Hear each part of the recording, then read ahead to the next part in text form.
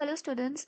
सो आज अपन biotechnology and its application का सेकंड वीडियो बनाने जा रहे हैं एंड इस पर्टिकुलर वीडियो में आज अपन पढ़ेंगे कि किस तरीके से हमने जेनेटिकली मॉडिफाई करे हैं ड्रग्स को, ताकि या हमने जेनेटिकली मॉडिफाई करके ड्रग्स का सिंथेसाइज किया है, मेडिसिन का सिंथेसाइज किया है, ताकि ये बहुत सारी जो हमारी ऐसी बीमारियां हैं जिन्हें कई सालों तक ऐसा देखा गया था कि वो ट्रीटेबल नहीं है, बट अब बिकॉज ऑफ दिस बायोटेक्नोलॉजी वो ट्रीट करी जा सकती है।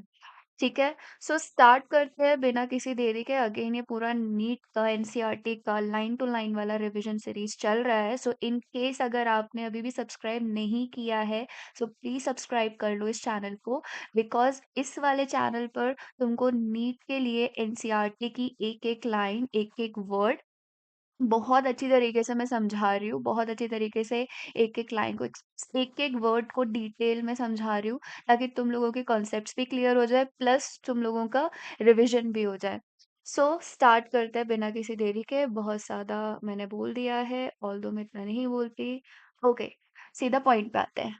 अब आते हैं बायोटेक्नोलॉजिकल एप्लीकेशन इन मेडिसिन। अभी तक हमने पढ़ा कि प्लांट्स में, एग्रीकल्चर में हमने किस तरीके से बायोटेक्नोलॉजी का यूज़ किया और बहुत सारे पेस्ट रेजिस्टेंट प्लांट्स का फॉर्मेशन किया। बीटी टॉक्सिन्स की हेल्प से हमने बीटी कॉटन वगैरह का निर्माण किया। ठीक है। टिश्यू कल्चर्स की हेल्प से हमने बहुत सारा प्लांट की ग्रोथ करवाया, जिसकी वजह से पॉपुलेशन का बेनिफिट हुआ। ठीक है, उनको फीड कर पाए। ग्रीन रिवॉल्यूशन जिसका नाम हमने बाद में दिया था। ठीक है। So this was all about your कि बायोटेक्नोलॉजी ने किस तरीके से एग्रीकल्चर में हेल्प किया। अब हमने देखना है कि किस तरीके से बायोटेक्नोलॉजी जो है वो मेडिसिन को मॉडिफाई करती है, ताकि या मेडिसिन बनाती है ताकि हम जैसे लोगों का उद्धार हो सके, मतलब हम ह्यूमंस का उद्धार हो सके। ठीक है। So the recombinant DNA technological process have made immense impact in the area of a heart care by enabling mass production of safe and more effective therapeutic drugs. Of course, we are humans और हम चाहते हैं कि हमारे ऊपर जितने भी हम यूज करें ड्रग्स वो सेफ हो और हमें किसी भी तरीके का नुकसान ना पहुंचाए। ठीक है।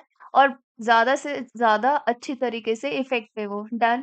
Further, the recombinant therapeutic do not induce unwanted immunological responses, as in common in case of similar product isolated from the non-human sources. So basically क्या होता था पहले कि इस तरीके का था सिचुएशन कि बहुत सारी ऐसी ऐसी चीजें होती हैं जो हम ह्यूमन से डायरेक्ट नहीं लेते, बट उनके अलावा जो एनिमल्स होते हैं उनसे वो जीन को एक्सट्रैक्ट करके उनसे मेडिसिन का फॉर्मेशन किया जाता है, सिमिलर प्रोडक्ट्स बनाए जाते हैं। ठीक है, ताकि वो आपको एज अ मेडिसिन काम कर सके। सो रिकॉम्बिनेंट थ्योरी यहाँ पे अप्लाई करी जाती है। At present, about 30 recombinant therapeutics have been approved for a human use in the world over, and India, we have 12 of these are presently being marketed. Again, a important line। देखो ये जो line है ना, ये कई बार पूछी जा चुकी है। ठीक है। सो इसको अपने दिमाग में बिठा लो, बिकॉज ये लाइन इसलिए इम्पोर्टेंट है क्योंकि यहाँ पर बेसिकली क्या खेल खेलते हैं एग्जामिनर कि आपके यहाँ पर ये 30 की जगह 12 कर देंगे। ठीक है, एंड यहाँ पे नंबर और डिक्रीज कर देंगे, या फिर कुछ उल्टा कर देंगे, यहाँ पे 11 10 9 8 जो भी कम कर देंगे। ठीक है। सो अपन को लगेगा अरे ये तो बहुत ज्यादा कम है या बहुत ज्यादा है। तो नंबर याद रखना, 30 और 12। ठीक है। सो एट प्रेजेंट हमारे पूरे वर्ल्ड में अगर देखा जाए तो 30 ऐसे रिकॉम्बिनेंट थेरेप्यूटिक ड्रग्स हैं जो कि यूज किए जा रहे हैं, जिसमें से इंडिया की अगर अपन पर्टिकुलरली बात करें, सो 30 में से 12 थेरेप्यूटिक ऐसे हैं जो हम अभी इंडिया में मार्केट कर रहे हैं, हम यूज कर रहे हैं। ठीक है। आगे चलते हैं। अब आता है जेनेटिकली इंजीनियर्ड इंसुलिन, जिसकी बहुत ज्यादा जरूरत थी हमारे देश को। ठीक। सो मैनेजमेंट, देश तो ठीक है but all over the world बहुत जरूरत थी। So management of the adult onset of the diabetes is is possible by taking insulin at regular time. So basically जब अगर आप लोग मेरे साथ बहुत टाइम से अगर कनेक्टेड और मेरा ह्यूमन फिजियोलॉजिकल चैप्टर पढ़ा है मेरे साथ, तो वहाँ पे मैंने आपको क्लियरली स्टेट करके बताया था जब हम हार्मोन वाला चैप्टर पढ़ रहे थे कि 2 तरीके के हमारे पास हार्मोन होते हैं जो ब्लड ग्लूकोज लेवल को रेगुलेट करते हैं। एक तो होता है इंसुलिन और दूसरा होता है ग्लूकागॉन, ठीक है? ग्लूकागॉन। सो बेसिकली ये जो ग्लूकागॉन होता है, ये क्या करता है, ये ब्लड ग्लूकोज लेवल को इंक्रीज़ करता है, वहीं पे इंसुलिन जो होता है वो क्या करता है, वो ब्लड ग्लूकोज लेवल को डिक्रीज़ करता है। सो इंसुलिन जो है ये एडिपोज टिश्यू पे वर्क करेगा, ठीक है?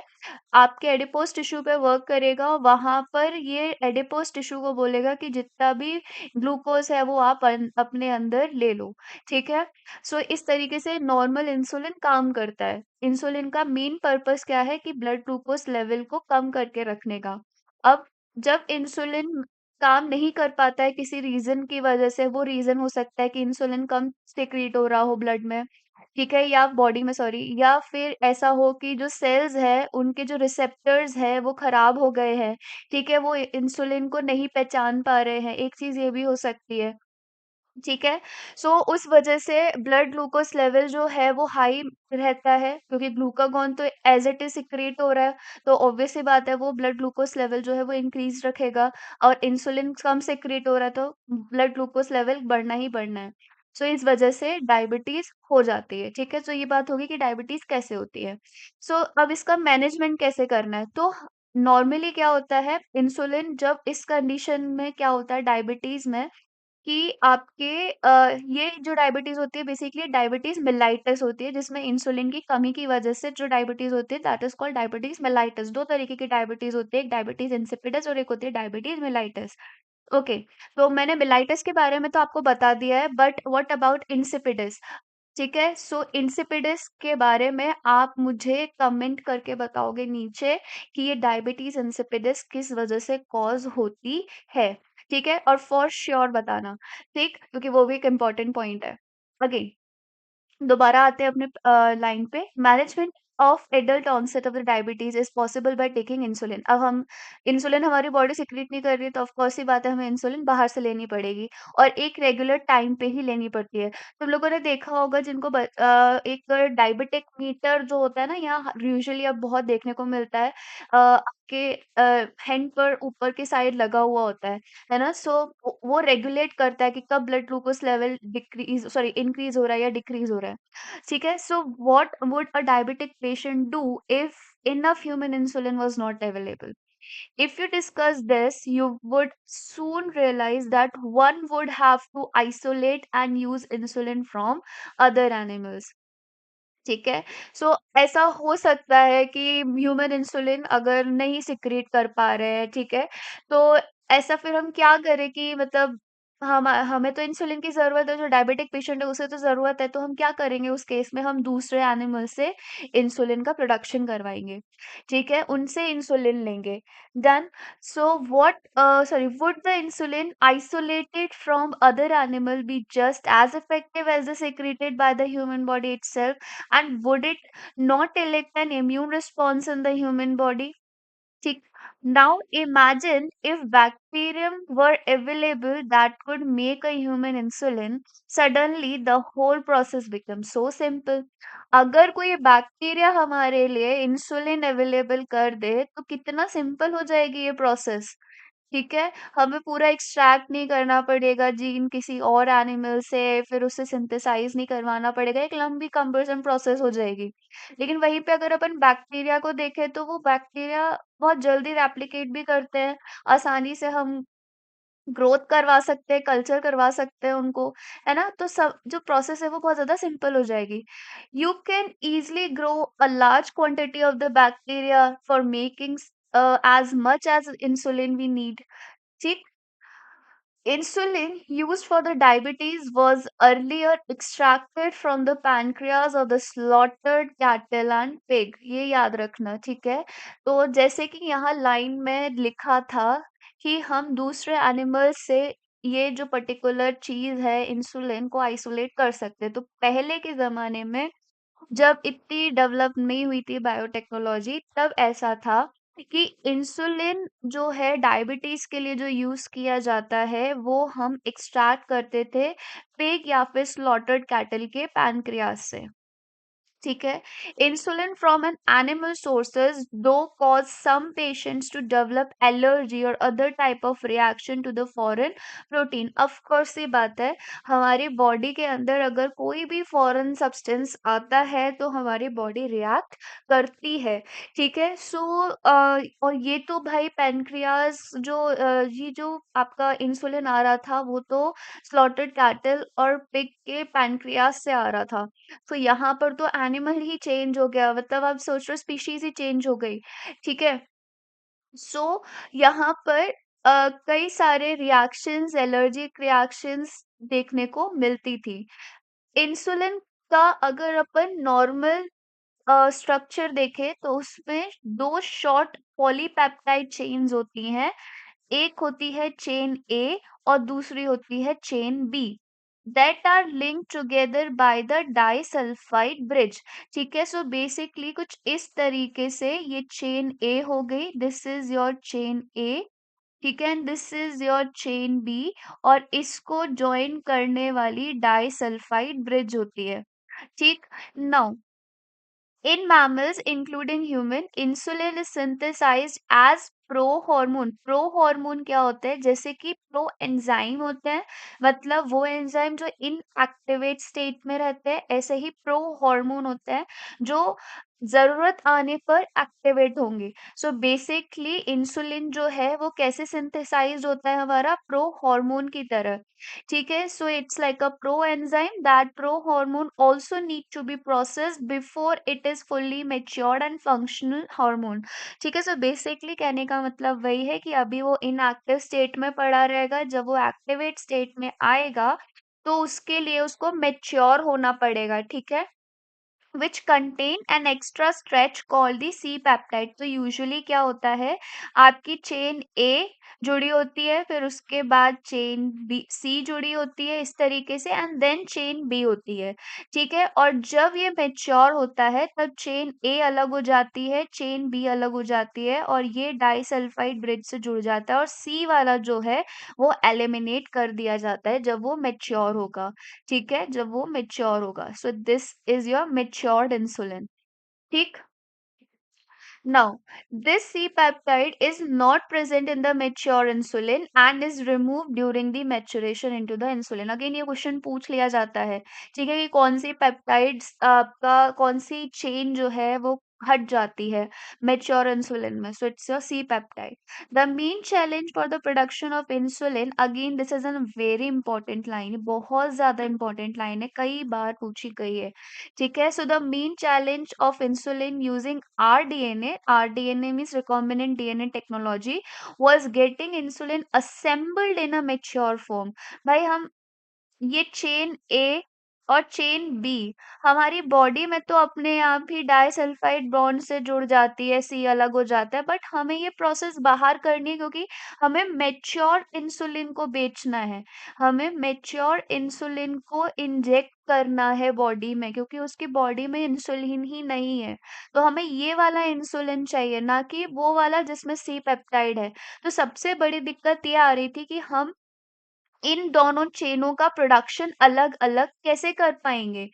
सो एली लिली एक कंपनी आई 1983 में, ये जो आपको ईयर है ये याद रखना है, प्लस कंपनी का नाम याद रखना है। ठीक है, क्योंकि ये बहुत बार पूछी गई है। In 1983 Eli Lilly an American company prepared two DNA sequences corresponding to A and B chain of insulin and introduced them in a plasmid of E. coli to produce a insulin chain। So basically क्या किया इस company ने 1983 में, उसने एक bacteria में chain A को grow कराया प्लाज्मिड के साथ। ठीक है। और एक बैक्टीरिया में चेन बी को ग्रो कराया। ठीक है। बहुत सारे कॉपीज बना ली, उनको अलग सेपरेटली ग्रो कराया अलग अलग। फिर उसके बाद इनको ले जाके सेम आपके डाइसल्फाइड ब्रिज से जोड़ दिया। सो ये क्या बन गया? Matured insulin. ठीक है। Chain A and chain B were produce separately, extracted and combined by creating disulphide bond. Again a very important bond, ये बहुत याद रखना। ठीक है। To form a human insulin, ताकि ह्यूमन इंसुलिन का प्रोडक्शन हो सके। और ये कारनामा किसने किया? एली लिली कंपनी ने 1983 में। याद रखना। ये होगी किसकी बात? आपकी जीन सॉरी इंसुलिन की बात हो गई, ठीक है, कि इंसुलिन किस तरीके से अभी मार्केट में बना था 1983 में। अब चलते हैं अपन जीन थेरेपी के बारे में। So gene therapy is basically gene थे ये क्या हो रहा है? Okay. Gene therapy basically is what, कि हम बचपन में ही ऐसी बीमारी से ग्रस्त हो जाते हैं, कोई बच्चे या ह्यूमन, जिसको एडल्ट में जाके सही करवाना बहुत मुश्किल हो जाता है। सो ऐसा कुछ टेक्नोलॉजी आ जाए, ऐसी कोई चीज आ जाए जिसकी वजह से हम उसे फीटस लाइफ में या बहुत बचपन में ही अगर ट्रीट कर दे, तो वो आगे जाके नुकसान नहीं करेगी। ठीक है, सो उसको बोलते हैं gene therapy. So if a person is born with a hereditary disease, can a corrective therapy be taken for such disease? Gene therapy is an attempt to this. ठीक है, जैसे कि मैंने आपको अभी बताया, gene therapy is a collection of method that allows correction of a gene defect that has been diagnosed in a child or a embryo। ठीक है, अगर हमें बचपन में ही पता चल जाए या फिर एम्ब्रियो स्टेज में ही पता चल जाए कि इस पर्टिकुलर बच्चे में, इस पर्टिकुलर एम्ब्रियो में ये पर्टिकुलर जीन डिफेक्ट है, तो हम उसे अगर बचपन में ही ट्रीट कर सकते हैं सही से, तो वो जो थेरेपी है उसी को हम क्या बोलेंगे? Gene therapy. Here, genes are inserted into a person's cell and a tissue to treat the disease। ठीक है, यहाँ पे बेसिकली क्या होगा? हो सकता है वो पर्टिकुलर जीन वहां से मिसिंग हो। ठीक है, सो हम क्या करेंगे? हम उस पर्सन के सेल में या टिश्यू में वो जीन को इंसर्ट कर देंगे, ताकि हम उस डिजीज को ट्रीट कर सके। Correction of a genetic defect involve delivery of a normal gene into a individual or embryo to take over the function and compensate of the non-functional gene। तो सपोज करो कि कोई ऐसा जीन है वो काम नहीं कर पा रहा है किसी वजह से, ठीक है, या वो जीन एब्सेंट है या कुछ भी चीज है, वो नॉन फंक्शनल जीन है। तो हम क्या करेंगे? हमें ये पता चल गया, हमने ये डिटेक्ट कर लिया कि अरे इस बच्चे में ये पर्टिकुलर जीन जो है इसकी कमी है या डिफेक्ट है इसमें। अब हम क्या करेंगे? कोई ऐसा जीन डाल देंगे, इसको रिप्लेस कर देंगे जीन से, ठीक है, जो उसके फंक्शन को टेक ओवर कर सके और इस तरीके से काम करे कि वो इस जीन का फंक्शन जो भी था उसको कंपनसेट कर पाए। ठीक है, मतलब कि इस जीन का काम वो जो बाहर से हमने जीन डाला है वो कर सके। ठीक है, now the first again a very important, ये जीन थेरेपी में जितना भी आपको डेटा मिलेगा ना, वो आपको याद रखना है, बिकॉज ये क्वेश्चन यहाँ से फ्रेम हो जाता है। नाउ जीन थेरेपी में फर्स्ट लाइन ही बहुत इंपॉर्टेंट है। First clinical gene therapy was given in 1990 to a 4-year old girl with adenosine deaminase deficiency, ADA। ठीक है, तो एक 4 साल की छोटी सी बच्ची को 1990 में डायग्नोस हुआ था एडीए, एडेनोसाइन डीएमिनेज डेफिशिएंसी, जिसको हमने ट्रीट किया था जीन थेरेपी से। तो first clinical gene therapy was given in 1990। 4 साल की लड़की थी जिसको एडीए था, एडीए डेफिशिएंसी थी। नाउ दिस एंजाइम, अब ये जो एडेनोसाइन डीएमिनेज है, इस एंजाइम का बेसिकली वर्क क्या करता है? ये जो हमारा इम्यून सिस्टम है ना, उसके लिए एक बहुत क्रूशियल पार्ट है। ठीक है, the disorder is cause due to the deletion of the gene for the adenosine deaminase. So basically इस डेफिशिएंसी में क्या होता है कि जो जीन इस एंजाइम को बनाने वाला था वही एब्सेंट हो जाता है, वही डिलीट हो जाता है। ठीक है, जिसकी वजह से ये डिसऑर्डर होता है। Now in some children ADA deficiency can be cured by the bone marrow transplantation. अब एडीए डेफिशिएंसी को आप कैसे ट्रीट कर सकते हो? पहला, या तो आप बोन मैरो ट्रांसप्लांटेशन करा दो। In other it can be treated by the enzyme replacement theory. दूसरी क्या चीज करा सकते हो? कि आप एंजाइम रिप्लेसमेंट थ्योरी करा सकते हो, in which functional ADA is given to the patient by injection. ठीक है, लेकिन इसमें दिक्कत आती है कि ये जो पर्टिकुलर डिजीज रहेगी ये कंप्लीटली क्योरेबल नहीं रहेगी और आपको बार बार इस चीज का इंजेक्शन लेना पड़ेगा. So but the problem with both of these approaches that they are not completely curative. As a first step toward the gene therapy, lymphocytes from the blood of the patients are grown in a culture outside the body. A functional ADA or cDNA using a retroviral, हमने पढ़ा है ना कि हम humans में जब भी हमको इंजेक्ट करना है हमारा rDNA, तो हम रेट्रोवायरल वेक्टर का यूज करते हैं. Then it is then introduced into these lymphocytes which are subsequently returned to the patient. So basically कुछ नहीं है यहाँ पर. Just just second. अगर आप यहाँ देखोगे तो हमने एडीए डेफिशिएंसी वाला पेशेंट है. इसके ब्लड में से हमने लिम्फोसाइट एक्सट्रैक्ट करे पहले. ठीक है. अब हमने इसके लिम्फोसाइट में जो हमारा एडीए फंक्शनल एडीए जीन था या एडीए का जो वो पार्ट था जिसमें ऐसे बोल सकती हूँ, रुक जाओ. ये वाला जो डीएनए है, इसके अंदर ये वाला जो जीन है, ये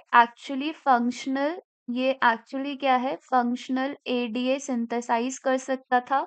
ठीक है. सो ये वाला डीएनए का सेगमेंट हमने क्या किया, इसमें वैक्टर लिम्फोसाइट में डाला.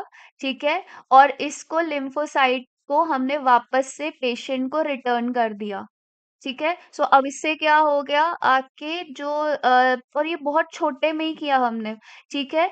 सो as however as these cells are not immortal. अब यहाँ पर क्या है कि लिम्फोसाइट्स की भी एक पर्टिकुलर एज होती है, उसके बाद वो उनकी डेथ हो जाती है. So the patient require periodic infusion of such genetically engineered lymphocyte. ठीक है. सो इसके बाद ऐसा रहता है कि आपके इसी लिम्फोसाइट को बार बार इसी तरीके से हमें इंजेक्ट कराना पड़ता है, क्योंकि लिम्फोसाइट की एक पर्टिकुलर एज होती है. तो आपके ये जो नया लिम्फोसाइट होगा ना, ये मर जाएगा. However, if the gene isolated from the marrow cell producing ADA introduced into the cell early at the embryonic stage, it could be a permanent cure. So यहाँ पे बेसिकली एक चीज ये करी थी कि हमने यहाँ पे जेनेटिक इंजीनियरिंग, या तो अगर हम उसे एम्ब्रियोनिक स्टेज पे ही ट्रीट कर देते तो वो परमानेंट क्योर हो जाता. Again a very important line, ये ना पूछी गई है, मुझे अभी अभी याद आया कि ये लाइन जो है ये एज इट इज पूछी गई है उठा के, तो याद रखना. ठीक है. सो अगर परमानेंट क्योर चाहिए एडीए का तो आप उसे एम्ब्रियोनिक स्टेज पे ही ट्रीट करोगे. अदरवाइज चाहे आप बोन मैरो ट्रांसप्लांटेशन करा लो, चाहे आप एंजाइम रिप्लेसमेंट थेरेपी करा लो, चाहे आप लिम्फोसाइट, जो हमारा नया लिम्फोसाइट है जो हमने जेनेटिकली मॉडिफाई किया है, वो करा लो. उसके लिए आपको बार बार बार बार दोबारा से जाना ही पड़ेगा अपने सेंटर्स पर, ताकि आप क्यों मतलब एक जिंदा फेज में रह सको, अगर मैं इस डायरेक्टली बोलूँ तो. ठीक है. लेकिन अगर आपको परमानेंट क्योर चाहिए तो अर्ली एम्ब्रियोनिक स्टेज पे ही डायग्नोस करके उसे अर्ली एम्ब्रियोनिक स्टेज पे ही ट्रीट करना पड़ेगा. अब आते हैं मॉलिक्यूलर डायग्नोसिस पे. तो मॉलिक्यूलर डायग्नोसिस की अगर अपन बात करें, तो ये पूरा जो आपका रहेगा मॉलिक्यूलर डायग्नोसिस इज लाइक कि हम इससे काफ़ी सारी चीज़ें पता लगा सकते हैं, जैसे कि एचआईवी हो गया. ठीक है. सो ये एक बहुत इम्पोर्टेंट डिज़ीज़ है जो कि डायग्नोस होना भी चाहिए. ठीक है. सो इस पर्टिकुलर डिज़ीज़ को डायग्नोस करने के लिए और ये अर्ली स्टेज पे डायग्नोस होना बहुत ज़रूरी है. सो बहुत सारी प्रोसेसेस जो है वो आपने यूज़ करनी होती है. So you know that for the effective treatment of a disease, early diagnosis and understanding its a pathological is very important. Using conventional method of diagnosis, serum and urine analysis, etc., early detection is not possible. ठीक है. Recombinant DNA technology और polymerase chain reaction कौन कौन सी है आपकी, हम जो use कर सकते हैं, एक तो पीसीआर है. इसका फुल फॉर्म जरूर पूछ लिया जाता है, तो अगर आप 12th स्टैंडर्ड में हो तो प्लीज अपना ना वहाँ एलएसआ लिख कर मत आना, पूरा फुल फॉर्म लिख कर आना. So enzyme linked immunosorbent assay are some of the techniques that serve the purpose of early diagnosis. So basically क्या होता है, जब हम सेरम या यूरिन एनालिसिस करते हैं तो इस पर्टिकुलर इन एनालिसिस में अर्ली डिटेक्शन का जो चांसेस होते हैं ना वो बहुत कम होते हैं। लेकिन अगर हम इन जो ऐसी बीमारी है जो बहुत ज़्यादा गंभीर है, जैसे कि एचआईवी हो गई या ऐसे बोलो एड्स हो गई, सो वहाँ पर आपको चाहिए कि हमें अर्ली डिटेक्शन हो। सो आप पीसीआर या एलिसा का यूज़ करते हो। बेसिकली हम एलिसा का यूज़ करते हैं, ठीक है? Presence of the pathogen or the bacterial viruses is normally suspected only when the pathogen has produces disease symptoms. So जब आप डॉक्टर के पास कब जाते हो? जब आपको उसके साइन या सिम्पटम्स दिखने को लग जाते हैं, जैसे कि किसी को कोल्ड होता है, तो आपको जुकाम होना चालू हो जाएगा, आपका फीवर बढ़ जाएगा, थोड़ा-सा हेडेक होगा, बॉडी एक होगा, ठीक है? आप बहुत ज़्यादा रनिंग नोज़ होगी आप लोगों की, ठीक है? सो ये सारे सिम्पटम्स दिखेंगे तब आप डॉक्टर के पास जाओगे। या फिर कोई भी वायरल डिजीज़ है या कुछ भी है, आप जब सिम्पटम्स दिखने लग जाते हैं तब आप जाते हो। लेकिन कोई ऐसी बीमारी, अगेन मैं वही रिपीट कर रही हूँ, जिसमें ज़्यादा ज़रूरत पड़ती है, ज़्यादा जल्दी की डिटेक्शन की ज़रूरत पड़ती है, तो हमें इन टेक्निक्स को ही यूज़ करना पड़ता है। By this time the concentration of the pathogen is already very high in the body. जब हमें सिम्पटम्स दिखते हैं ना, तो अब वो एक ऐसा पॉइंट होता है जब एक्चुअल में हमारी बॉडी में उस पर्टिकुलर वायरल या बैक्टीरिया का अच्छी खासी मात्रा में नंबर बढ़ चुका होता है। ठीक है? सो अगर जब अपन, वैसे मैंने नहीं पढ़ाया है बट ये रिविज़न सीरीज़ है, ऑफ़ कोर्स आप लोगों ने कुछ ना कुछ पढ़ रखा होगा। सो जब आप माइक्रोब्स वाला माइक्रोब्स नहीं, sorry, human health and disease जब आप चैप्टर पढ़ोगे तो वहाँ पर जब हम मलेरिया की साइकिल पढ़ते हैं, तब हम मलेरिया की साइकिल में जब आप देखते हो कि जो पैथोजन है, वो आपका जब सेल बर्स्ट करता है आरबीसी, तब वहाँ से एक हीमोज़ोइन प्रोटीन रिलीज़ होता है, जो कि बेसिकली आपका फ़ीवर कॉज़ कराता है, ठीक है? सो उसमें क्या दिखने को मिल रहा है कि वहाँ पर ऑलरेडी नंबर बहुत ज़्यादा इंक्रीज़ हो चुका है पैथोजन का, तभी वो फ़ीवर आपको सिम्पटम्स दिख रहे हैं। ठीक है? सो वही केस यहाँ पर है, आपको तभी दिखेगा आप तभी पकड़ सकते हो डिज़ीज़ को खुद से, जब ऑलरेडी सिम्पटम्स दिखने लग जाते हैं। और सिम्पटम्स कब दिखते हैं? जब ऑलरेडी इन बैक्टीरिया वायरस का नंबर जो है हमारी बॉडी में बहुत ज़्यादा हो चुका होता है। However, very low concentration of the bacteria or the viruses can be detected by amplification of the nucleic acid by PCR at the time when the symptoms of the disease are not yet visible. ठीक है? जैसे कुछ लोग बहुत ज़्यादा aware होते हैं, उनको लगता है कि शायद मेरे में ये पर्टिकुलर डिज़ीज़ हो सकती है, या मैं इस जगह गया था जहाँ पर मुझे ये पर्टिकुलर डिज़ीज़ हो सकती है, तो वो अपने आप से ही डॉक्टर के पास जाके कंसल्ट कराते। तो at that particular case, sorry, in that particular case only आप डिटेक्ट कर सकते हो, अर्ली डिटेक्शन पॉसिबल है। अदरवाइज़ ऐसे केसेस बहुत सारे होते हैं जहाँ पर अर्ली डिटेक्शन पॉसिबल नहीं है। ऑल्दो हमारे पास ये टेक्नोलॉजी है, but still early detection possible इसलिए नहीं हो पाता क्योंकि आप खुद से उतने ज़्यादा अवेयर नहीं हो पाते हो। So can you explain how PCR can detect very low amount of DNA? PCR is now routinely used to detect HIV is suspected for AIDS patient। तो ये इम्पोर्टेंट लाइन है, जो PCR है आप यूज करते हो फॉर HIV डिटेक्शन, ठीक है? इम्पोर्टेंट लाइन है, याद रखना। इट इज बीइंग, ओके, मैंने यहाँ कॉन्ट्राडिक्ट कर दिया है। मैंने स्टार्टिंग में बोला था कि LSI, I am very sorry, LSI नहीं PCR है, ठीक है? So it is being used to detect mutation in genes in suspected cancer patients too। ठीक है?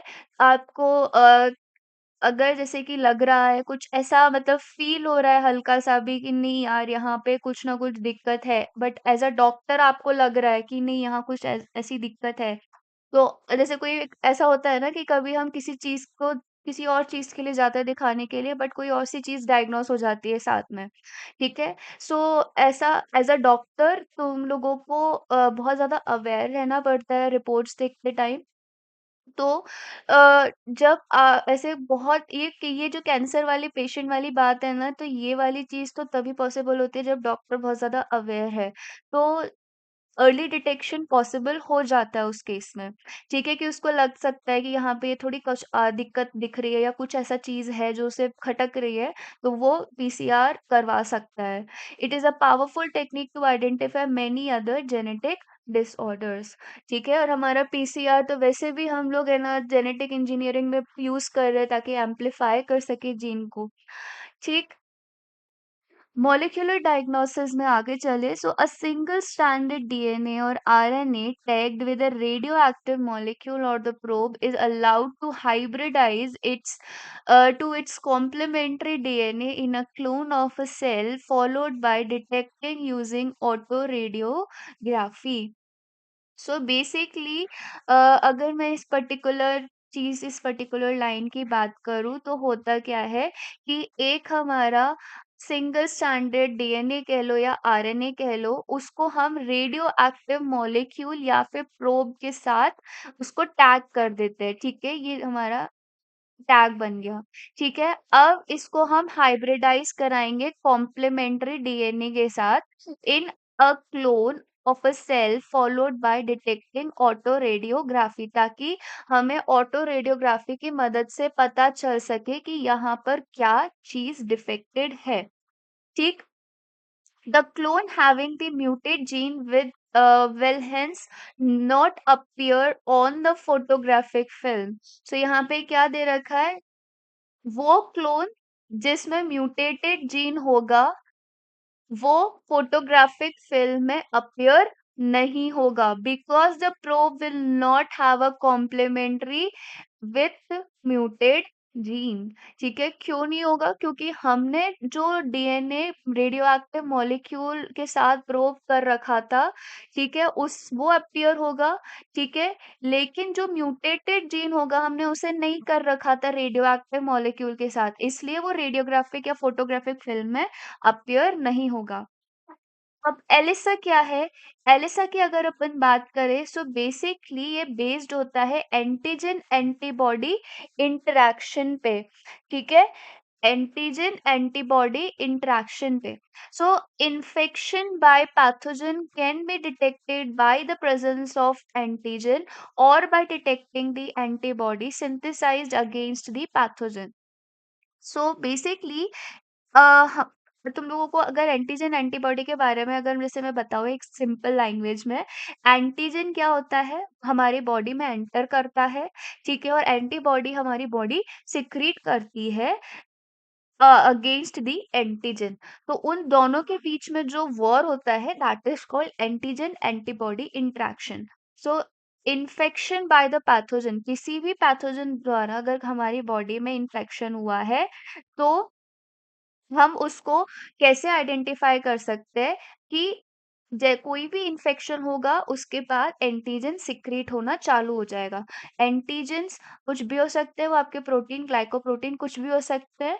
कैसे हम डिटेक्ट करेंगे? एंटीबॉडीज के थ्रू डिटेक्ट करेंगे। क्यों? क्योंकि क्या होता है, जैसे ये हमारी एंटीजन है, ठीक है, एंड ये हमारी एंटीबॉडीज है। ठीक है, तो ये जैसे ही एंटीजन को देखेंगी ये वहां पे जाके लड़ना चालू कर लेंगी और एक तरीके से एक बिल्कुल कोलाइड हो जाएंगी। ठीक है, आगे चलते हैं। Okay, so this completes a chapter. मुझे ऐसा लग रहा है कि थोड़ा अधूरा-अधूरा सा है, सो मैं इसको क्लियरली समझाती हूँ। Not a chapter but yes, today's topic. मैंने ध्यान ही नहीं दिया, कोई बात नहीं। देखो बेसिकली क्या होता है एलिसा में कि हमारी बॉडी क्या करती है, एक एंटीजन सिक्रीट करती है। जैसे ही इन्फेक्शन होगा, इन्फेक्शन की वजह से एंटीजन प्रोड्यूस होगा, ठीक है? हमारी बॉडी नहीं, ये पैथोजन ही सिक्रीट करते हैं, ठीक है? ये पैथोजन सिक्रीट करेंगे, कौन? एंटीजन। अब हमारी बॉडी इनके रिस्पॉन्स में एंटीबॉडीज प्रोड्यूस करना चालू कर देगी। क्या करेगी? एंटीबॉडीज प्रोड्यूस करना चालू कर देगी। अब क्या होता है, जो आपके एंटीबॉडीज होते हैं ना, वो वाई शेप के स्ट्रक्चर के होते हैं, कुछ ऐसे स्टार शेप के स्ट्रक्चर के होंगे, बहुत सारे होते हैं हमारी एंटीबॉडीज। आईजीजी, ठीक है, आईजीए, ठीक है, आईजीएम, आईजीई, आईजीडी, ठीक है, बहुत सारे इस तरीके के आपके एंटीबॉडीज होती हैं। ठीक है, सो ये जो एंटीबॉडीज होती है ना, यहाँ पे एंटीजन एंटीजन जो है वो यहाँ पर चिपक जाता है, यहाँ पे आके स्टक हो जाता है। ठीक, तो यहाँ पर क्या होगा, बेसिकली आपके एंटीजन एंटीबॉडी का फॉर्मेशन होगा, इंटरेक्शन होगा। ठीक है, सो इस तरीके से जब आप इसमें देखोगे, एलिसा करवाओगे तो वहां पर ये जो फॉर्मेशन है ये देखने को मिलती है। एंड इसी के थ्रू हम पता लगा सकते हैं कि इस पर्टिकुलर पेशेंट में कौन सी डिजीज है या फिर कितनी डिजीज का प्रोग्रेशन है। ठीक है, so this completes your today's topic. And इसके बाद हम कल जो है पूरी वीडियो जो रहेगी वो लास्ट रहेगी इस पर्टिकुलर चैप्टर के लिए। एंड कंप्लीटली फिनिश कर देंगे biotechnology and its application. And most probably इसके बाद हम जो हमारा जेनेटिक्स वाला जो टॉपिक है वो स्टार्ट करेंगे। सो अगर वीडियो अच्छा लगा हो तो प्लीज़ लाइक कीजिएगा एंड सब्सक्राइब कीजिएगा चैनल को। Thank you so much.